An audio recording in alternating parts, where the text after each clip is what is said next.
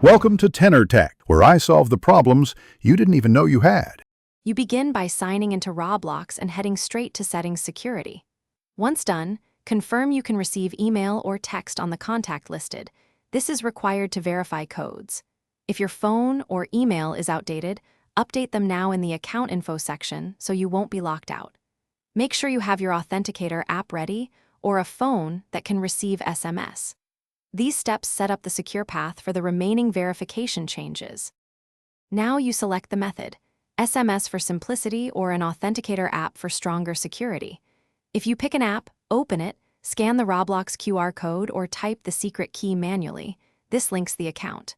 Once the app or phone is set, toggle on two-step verification and immediately enter the one-time code you received to confirm the link.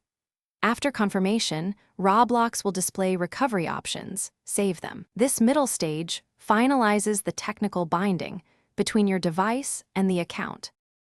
Finish by saving the backup codes Roblox provides. You'll need them if you lose access to your phone. Make sure your recovery email is accurate and consider adding a secondary number for redundancy. Once saved, sign out and sign back in to test that the two-step flow prompts for a code and accepts your Authenticator or SMS. If something goes wrong, use a backup code first. If that fails, contact Roblox support with proof of account ownership to restore access.